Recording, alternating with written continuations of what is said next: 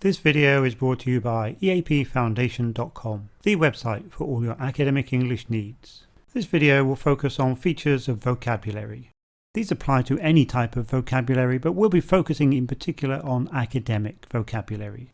A mistake many students make when studying vocabulary is they just translate into their own language, focusing on the meaning. This is actually fine if all you want to do with the word is understand it when you read it. But if you want to do more, for example use it in your speaking or your writing, you need to understand much more about the word than just its meaning. This video looks at 9 features of vocabulary that you should be focusing on in order to really understand a word. And we'll also look at an example word to see what those 9 features look like. So the first thing, of course, that you should study with a new word is its meaning. This is going to be essential however you want to use it, whether just understand it in reading or listening, or use it in your speaking or writing. Most words have multiple meanings, and when learning a new word it's recommended to only focus on one meaning, either the most common meaning or the meaning in the context in which you encountered it, for example in a reading or listening text. The word head, for example, has 32 different meanings for the noun and 9 different meanings for the verb. The first meaning, the upper part of the body, is one you're probably familiar with. Meaning number 4 is a person who is in charge, for example the head of the operation. Meaning 17 is the foam at the top of a drink, for example beer. Meaning 29, a toilet on a boat or a ship. Those last 2 meanings are ones you're unlikely to need, especially in academic English. And a tip for when using a dictionary, the lower the number, the more common the meaning. So meaning 1 there is the most common meaning of the word head. So that's meaning, which of course we need to study. What else should we be looking at for new vocabulary? Well, the next feature is frequency. English has a really large number of words. Some estimates put this at around 1 million words. Now it's not possible to study all of the words in English, so you need to be selective. And an important question to ask is it a common word? If it's not a common word, then don't study it. Words that you should focus on in particular are high frequency words, especially the most common 2,000 words in English, which cover around 90% of words in spoken and written texts. And there are some good sources that can help you out here, for example the General Service List, the GSL, which is a list of the most common 2,000 words in English. Many linguists actually think that high frequency words means the most common 3,000 words in English, which cover around 95% of words in written or spoken texts. And a good source if you want to study the most frequent 3,000 words in English is the BNC COCA lists. There are links for all of these in the description. For academic English we should also be focusing on common academic words. The most well-known source for these is the Academic Word List, the AWL, which lists the most frequent words in academic English not contained in the GSL. There are, however, other academic word lists which can be useful, for example the Academic Vocabulary List or the AVL. Something else to focus on for academic English is technical words. These are words which are actually low frequency in everyday English, but will be high frequency in particular subject areas. For example, if you're studying biology, we have the words mitosis, osmosis, cell membrane. In economics we have elasticity, externality, aggregate. So these are not generally common words, but they are common in biology and economics.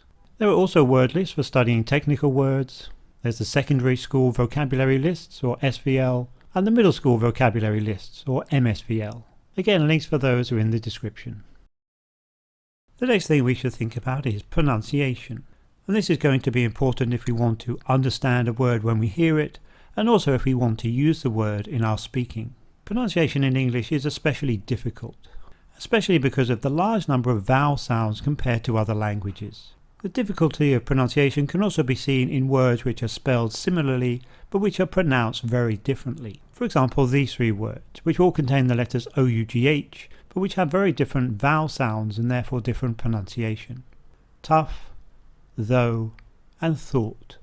Something else to consider and maybe make note of is the stress in words with more than 1 syllable.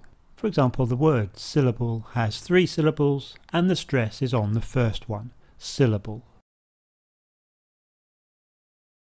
The next feature is spelling, and this of course is going to be very important if we want to use the word in our writing. Spelling in English can also be very difficult because words are often not spelled the way they sound. We can see this most clearly using homophones, which are words which sound the same but have different meaning and spelling. For example, tough which can be spelt T-O-U-G-H, meaning difficult, or T-U-F-F, which is a kind of hard volcanic rock, or taught, which can be spelt T-A-U-G-H-T, and is the past of the verb teach, or can be spelt T-O-R-T, meaning a legal wrongdoing, or the word there, which can be spelt T-H-E-R-E or T-H-E-I-R, and those two spellings are ones which even native speakers get confused with. The next feature is word form, also called part of speech. In other words, whether a word is a noun, a verb, an adjective, or an adverb. This, of course, is important if we want to use the word appropriately in our writing or our speaking. Another feature is word family. A word family is a group of words which are related by a common base word. For example, the verb create has quite a large word family. We have creator, a noun, the person who creates something. We have creativity, also a noun, the act of creating. We have creation, another noun, meaning the thing being created. The adjective is creative, the adverb is creatively. And we also have a related verb, part of the word family, recreate. If you know the meaning of the base word, you can probably understand the meaning of the other members of the word family when you're reading or listening. But unless you study them, it can be difficult to use them properly in your writing or your speaking. So studying the word family is especially helpful for your writing and your speaking to enable you to use the word flexibly. In academic writing, if you're paraphrasing, changing the word form is one of the skills involved. So studying the word family can also be helpful for that reason. In order to expand your understanding of word families, it's very useful to study common prefixes or suffixes. For example, there we've just seen the suffix tor for the noun relating to the person. Other words with this suffix are doctor, actor, and inventor. And we also have the suffix ivity, also making a noun. Similar words are objectivity, which means being objective, and passivity, which means being passive.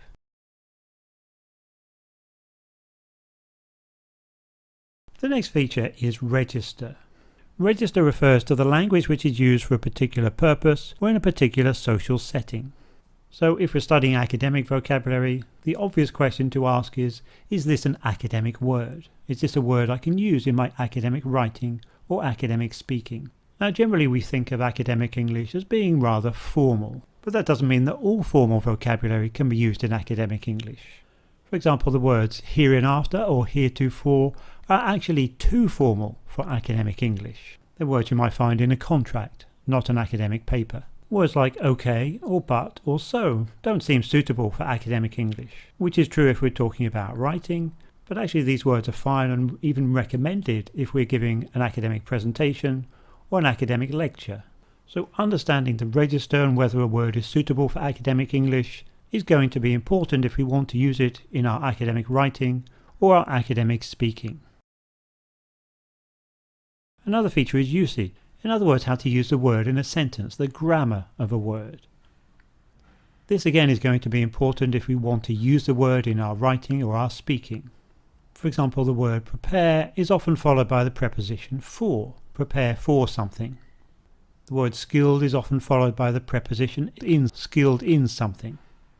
The word unwilling is followed by to do, unwilling to do something, while consider is followed by doing, consider doing something. The final feature is collocation. Collocation means two or more words which frequently go together. And this is important because when studying words, we shouldn't just study single words in isolation. We need to understand how they combine with other words so that we can use them properly in our English. Examples of academic collocations are academic achievement and cultural diversity, and these are adjective and noun collocations, or accept responsibility and develop a theory, which are verb and noun collocations. Studying collocations is going to be especially important for our written or our spoken English. So that's the 9 features of vocabulary. Let's now study a single word and see how those features apply. The word we'll look at is conclusion, the word we saw earlier. So first of all, we need to understand the meaning. We can get the meaning by translating it, or it may be helpful just to write a short explanation in English. So conclusion means a position or opinion or judgment reached after consideration. Next, let's look at frequency. Is it a common word? I want to look at this at the same time as register. Is it an academic word?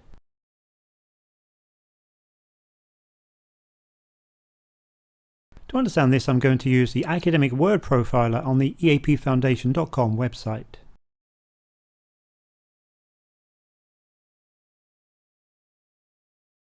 This graph here shows the relative frequency of the word in different types of English. We can see here it's far more common in academic English than in fiction or spoken English or news.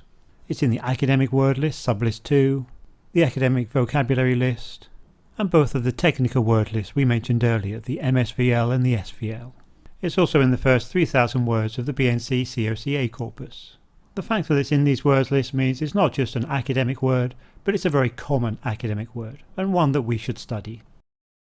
Thirdly then, pronunciation. So we can write that out using the phonetic alphabet, conclusion. Let's also make a note of the stress. So it has 3 syllables, and the stress is on the second one, conclusion. Spelling is quite straightforward. We've already written the word down. There's no special spelling rules with this word. Word form. Conclusion is a noun, so let's make a note of that. Word family. The verb is conclude. The adjective is conclusive, which has an opposite, inconclusive. Concluding is another adjective form. And the adverb is conclusively, which also has an opposite, inconclusively. In terms of usage, there's no special grammar related to this word, although the verb conclude is often followed by that. Finally, collocation. So there are quite a few collocations in the academic collocation list for this word and the related forms. So verb and noun collocations, we have to draw a conclusion, to reach the conclusion. Adjective and noun collocations, logical conclusion, general conclusion. The adjective conclusive combines with evidence. There is no conclusive evidence. While the adjective concluding has 2 adjective and noun collocations, concluding remarks and concluding section. To sum up, if we really want to know a word and not just understand it when we read it, but also when we hear it, and to be able to use it flexibly in our speaking and our writing, then we should focus not just on the meaning, but on the frequency, the word's pronunciation, its spelling, its word form, its word family, the register, usage, and collocations of the word. For more on this and other areas of EAP, please visit the website EAPFoundation.com. You can also find a worksheet to accompany this video. Visit EAPFoundation.com/social.